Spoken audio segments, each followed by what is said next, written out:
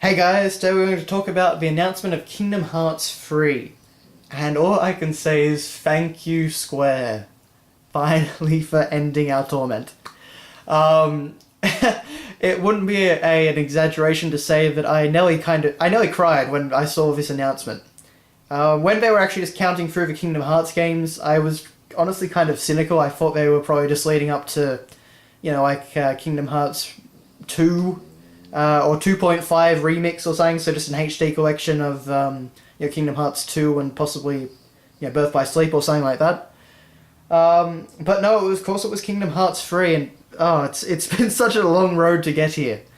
I never would have thought back in 2006 or heck back in 2002 that in 2013 I would still be waiting for the third game in the series. Or the third main game in the series. We've had so many spin-offs over this time. We've had Rechain of Memories, we've had Birth by Sleep, Coded, Recoded. What else have we had? We've had Dream Drop Distance, 358 over 2 days. It's been a long road to get here. Oh, and of course, HD 1.5 Remix.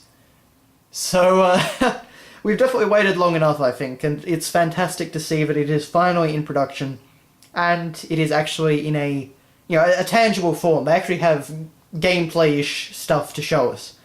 The reason I say gameplay-ish is because I'd say it was very scripted, the way it all played out. So I'd say that it may not be quite as far along as we'd like, but hopefully a 2015 release might be possible. But so I just want to talk about a few of the things that I noticed in the trailer. So for one thing, at first we see Sora in his Kingdom Hearts 1 outfit. And for me, I think that it was just to show the transition between the old CGI and the new in-game graphics, just to show off the power of it. And we can see that the game has actually very much kept the look of the PS2 games, which is great to see. It's just really updated them really nicely, so there's a lot more detail. They use these great shaders to give it a cartoonish look. It looks really, really great. So we've been debating for a very long time about how Square would actually deal with taking Kingdom Hearts into a new generation of hardware. Because, last generation they didn't do it. And I can't say last generation now, but they just didn't ever do a PS3 Kingdom Hearts game, except for the HD remix now. But it's always been a point of contention what they would do, whether they'd go ultra realistic or they would keep the cartoony style. But I'm really, really happy with what they've done. But anyway, next we see Kingdom Hearts 2 Clothed Sora on the beach of Destiny Islands, and he picks up Master Eraqus's Keyblade. I have no idea what it's doing there, especially since Aqua was the last one to use it.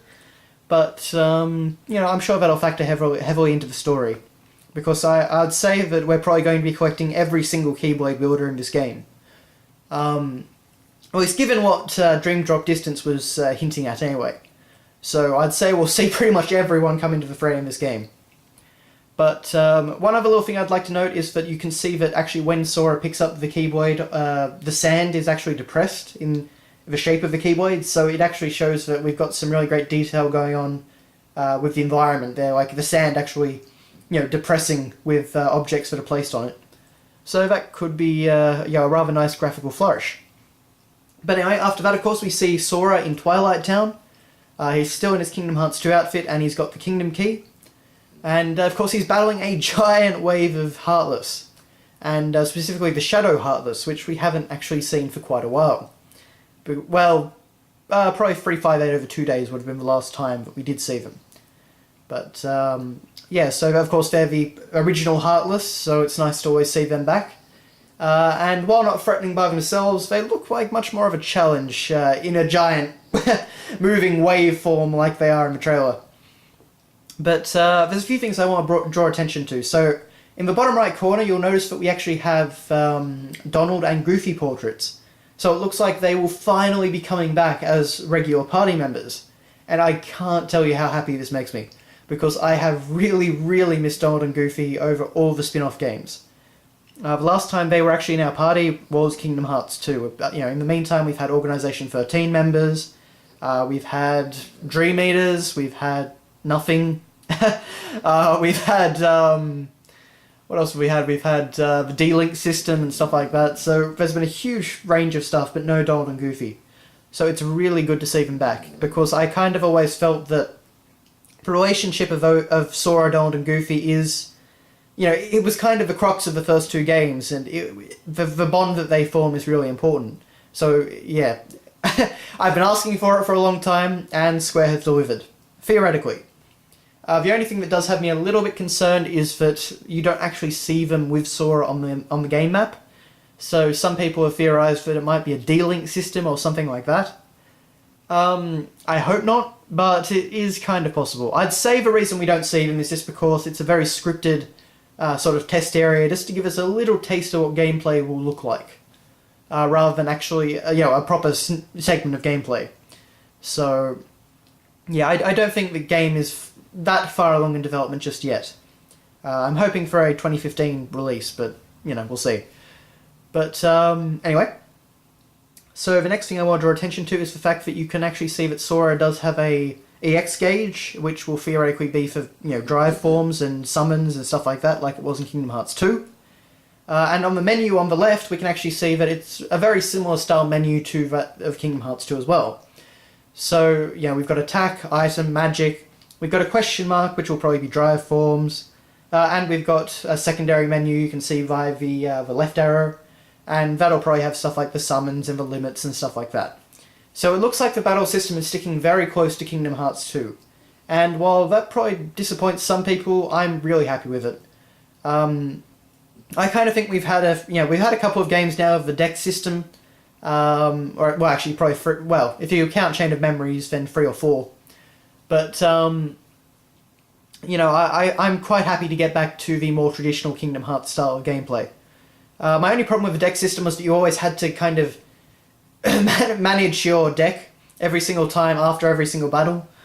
So it got a bit tiresome for me, but so I kind of prefer the original, more straightforward, action-oriented, Kingdom Hearts 1 and 2 gameplay. But anyway, so that'll be interesting to see back. And of course the other thing is that the flow motion system is obviously back, because we see Sora flip off a building and, you know, he rides the wave of shadows and stuff like that. It looks pretty cool. It does actually hint that you'll be able to use enemies as kind of objects in the environment. So, you know, kind of like platforms, because we do see Sora, as I say, riding the wave of Heartless.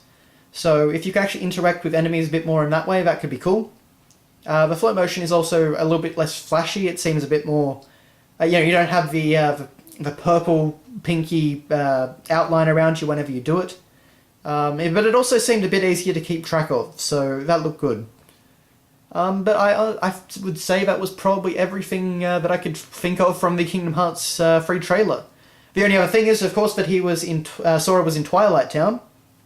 Obviously a very important part for the series area for the series mythology. But, yeah, I don't really know why he would be necessarily back there. It could be something to do with, awakening Roxas or something. It's really hard to say, or it could just be a test area that they were using to see, test out the graphics engine and stuff like that. It's really hard to say when they're so early in development. But, I am really, really excited for the game. And it's definitely not an announcement that I expected from this E3. So, honestly, Square, really, really happy with that one. So, thanks all for watching, guys, and I will see you later.